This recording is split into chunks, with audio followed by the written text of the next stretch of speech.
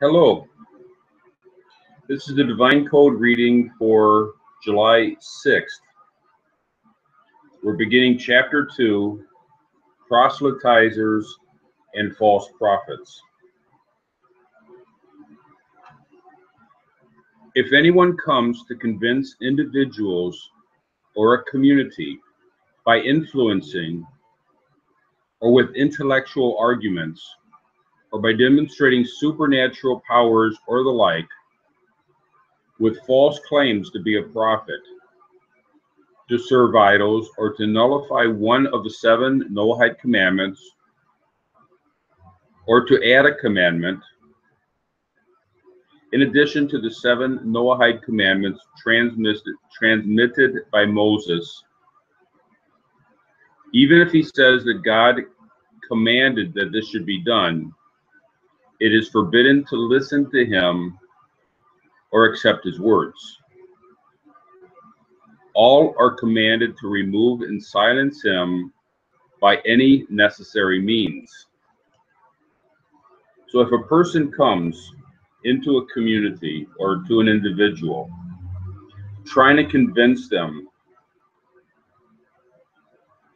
to either follow a particular idol or to change something in the Torah, which for the Noahide, for the non-Jew, would be change the 7 Noahide laws. That person is to be prevented from doing that by any necessary means. Now, what that means is, necessary means the minimum amount necessary to prevent the person, preferably by informing the person of what's correct, and he will realize the error and do what's correct, or informing them what the legal issues are involved. It depends on whatever's necessary for the individual. A proselytizer is one who privately or publicly tries to persuade another person to serve an idol. Even if a proselytizer does not serve the idols he promotes, he is among those who cause the public sin. This topic is covered in the Rambam, The Laws of Worshipping Stars and Idols, Chapter 5. Therefore, even if proselytizers cannot be judged by a Noahide court for worshiping idols, the court needs to silence them from their proselytizing and return them to good. If this is not successful, the court may judge them so they should not continue to cause the community to err. In this chapter, in this paragraph, we're seeing two aspects of this law. One aspect is that it's not a liability. It's not proselytizing or being a false prophet is not a, or I should say, being a proselytizer. Being a proselytizer who does not actually serve the idol is not a capital offense in the Noahide court system. The Noahide court should get involved because the person is causing difficulties in the community, and the Noahide courts have, this is another aspect. We know that we learn from this that the Noahide courts have a responsibility that goes beyond the 7 laws. They have a responsibility as part of the 7, as part of the laws of court, to promote the public good, whether it be traffic signs or whatever. The courts have a function in the laws of establishing a court to do the things that are important for the public good. And that would include telling the proselytizer to become a better person.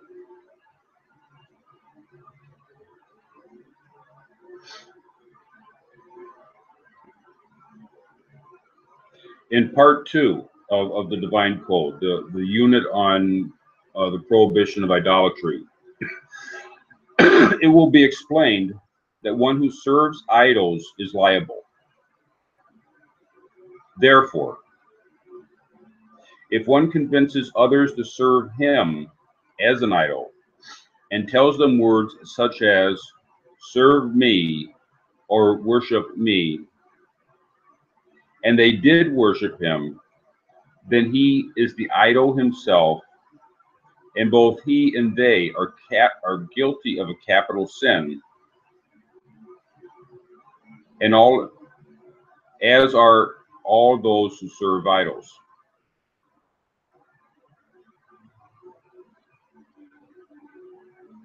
And this is found in Rambam's The Laws of the Worship of Stars, 5, halakha, chapter 5, halakha 5, that a person who makes himself an idol is considered liable. Now, it's not clear in the Divine Code as to why a person that causes other people or causes someone to serve a different idol that he himself does not serve is not considered liable, directly liable in a Noahide court, but yet a person that causes himself to be served as an idol, and there's no mention that he's serving himself, would be liable, as well as the people that serve him as an idol.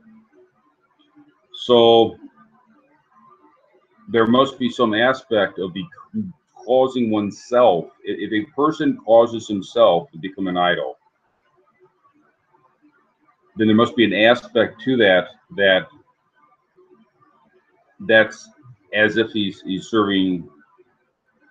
It's on the same level as he's serving an idol himself, even if he's not serving himself as an idol, but by making himself into an idol and having people serve him as an idol, that causes him to be on the level as one who serves idols.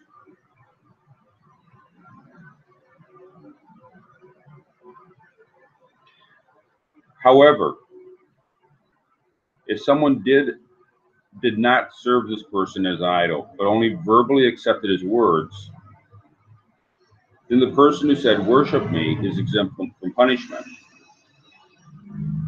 The verbal agreement is not considered a real acceptance of his words, but rather is assumed to be a mockery of him. So the person, in order to be liable for causing others to serve him as an idol, they would actually have to be serving him as an idol. Not that they just say it and, you know, kind of shrug their shoulders and walk away and don't actually follow through on it.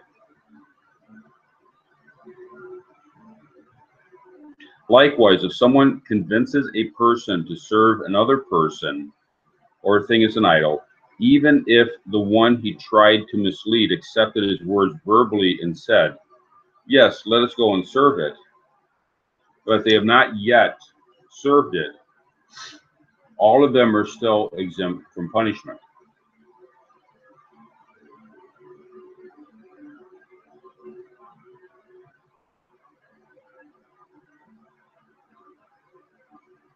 Now, this is a difference in the laws between a Noahide, between the Jewish system is much more stricter in this regard than in the Noahide system. The Rambam Laws of the Worship of Stars and Idols, chapter 5, halakha 5. Even though Rambam says there that the proselytizer himself is punished, this precept for Jews does not apply to Gentiles, as explained in the Minkat Pinuk Commandment 462. Apparently, there even though there's a general understanding that anything that is a liability for a Jew regarding idolatry is also liability for a Noahide involved with idolatry. This area is a very specific area. The halakas here go to chapter Deuteronomy chapter 13, and there's areas in the Deuteronomy chapter 13 that speak specifically for the Jewish community, the different members of the Jewish community. It speaks of executing people in order to cause fear amongst Israel, so that Israel would refrain from idol worship. So there's areas in Deuteronomy chapter 13 that are specifically for the Jewish people. The principles, the overall principles still apply to all people.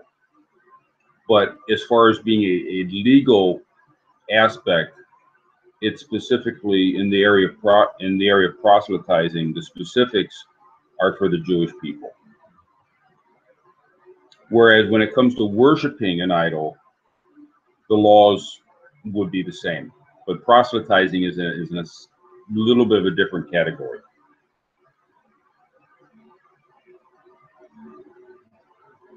In any event, however, it is the responsibility for a Noahide court to remove the proselytizer, as was explained at the beginning of this chapter.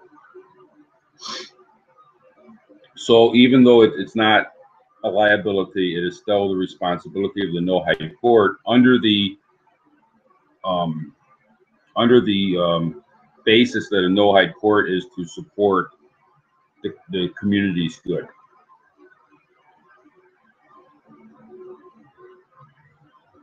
A self-proclaimed prophet who convinces others to serve idols is liable,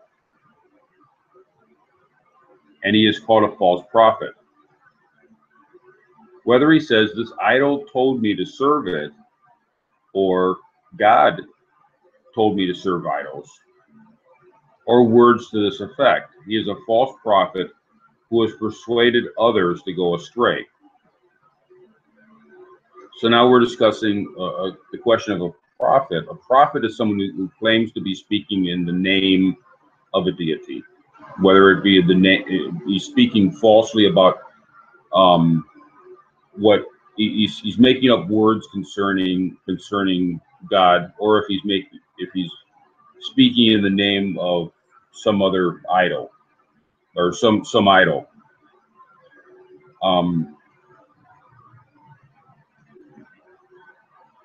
That's different from the proselytizer who is just speaking as a who's just speaking on his own behalf, using intellectual arguments. The proselytizer is speaking on behalf of someone else.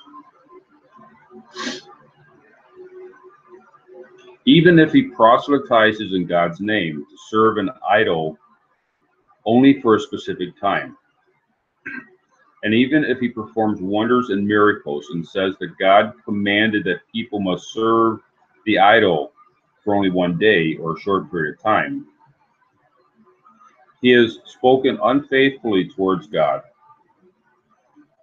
As it says, that's in Deuteronomy chapter 13, verses 3 to 6.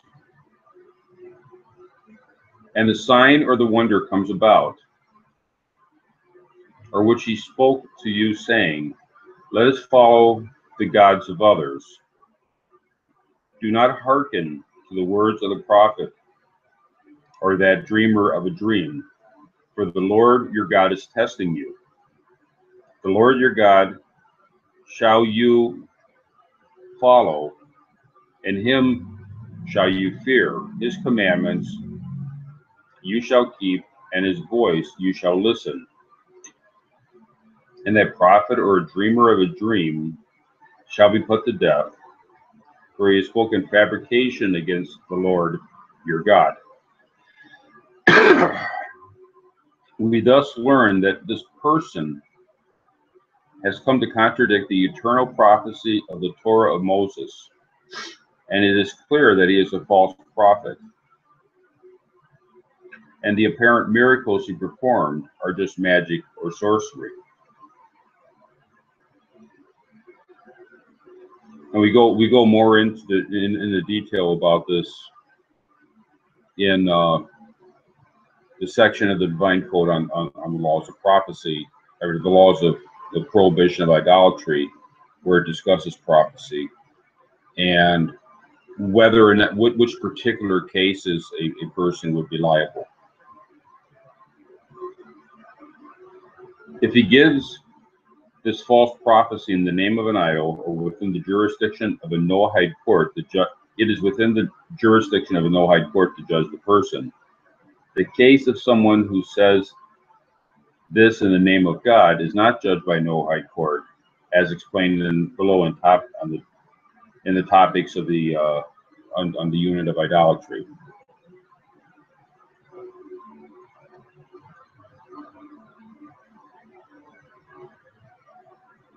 Thank you.